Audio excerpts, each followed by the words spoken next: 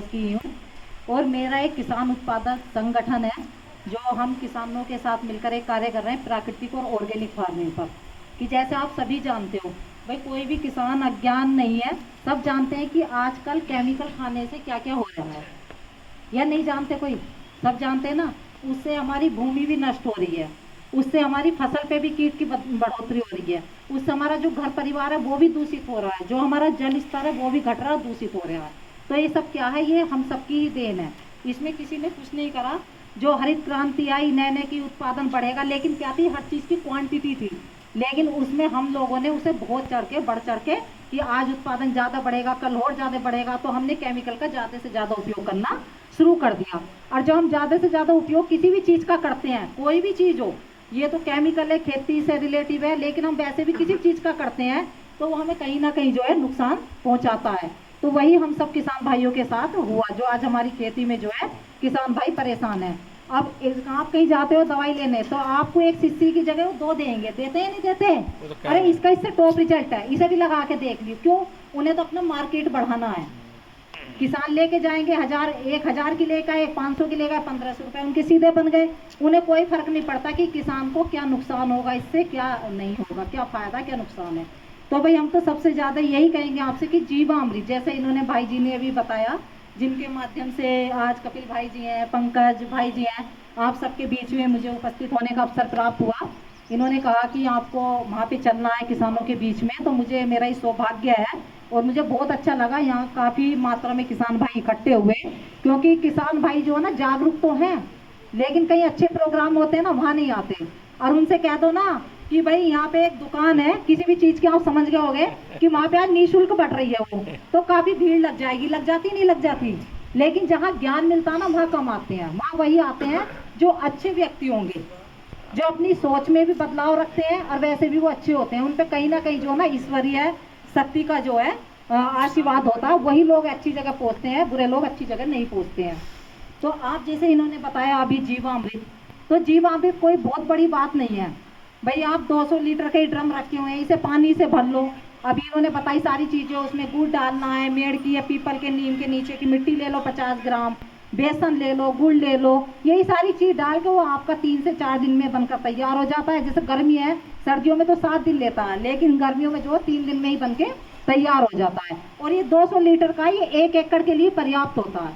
अपनी टंकी में भरो और भरे पे या मेड़ पे जो है उस पे रख दो, बूंद बूंद करके पूरे खेत में फैल जाएगा। और ये भी नहीं कर सकते तो उसका स्प्रे कर दो, तो आपकी भूमि की उर्वरा शक्ति बढ़ेगी, आपकी भूमि के जो सूक्ष्म जीवाणु हैं जो नष्ट हो चुके हैं, खत्म हो चुके हैं रसायन से, उनकी भी वृद्धि होगी और आपके पौधों पे जो रोग भी नहीं आएगा। और किसान भाई मैं कहीं जाती हूँ ना, वो सीधे उनका क्या क्वेश्चन रहता है, उनका ये रहता हम कर तो लें, क्योंकि अफवाहें बहुत है प्राकृतिक में और ऑर्गेनिक में, अफवाहें भी बहुत फैली हुई हैं कि हम कर तो लें लेकिन उत्पादन बहुत घट जाता। कहते नहीं कहते, बताइए आप। फिर उसके बाद मार्केटिंग की बात भी आएगी कि हम उसे कर तो लें लेकिन उसे खरीदेगा कौन? भाई किसान को यही तो चाहिए। तो सबसे पहले क्या है, आपको क्या करना है, मैं आपको बताऊं कि आपका उत्पादन कैसे नहीं घटेगा। आप अपने खेत में 50 किलो का यूरिया का गट्टा डाल रहे हो, मैं एक एग्जांपल बता रही हूँ आपको मोटा मोटा, तो आपको क्या करना है, वहां पे आपको जो है अपना वर्मी कंपोस्ट की मात्रा जो है, आपका 1 एकड़ का खेत है, आप 1 एकड़ के खेत में 5 गट्टे वर्मी कंपोस्ट के डाल दो, 50 किलो का एक गट्टा आता। आपको यूरिया जो कर देना वहां पे, तो आपको 40 से 30 कर देना, 40 कर दो, 30 कर दो, अपनी सामर्थ्य अनुसार कर दो। शुरू में जब आप शुरुआत करोगे, जब आप दूसरी फसल लोगे तो आप वर्मी कंपोस्ट अपना फिर बढ़ा दो, उसे फिर घटा दो यूरिया को।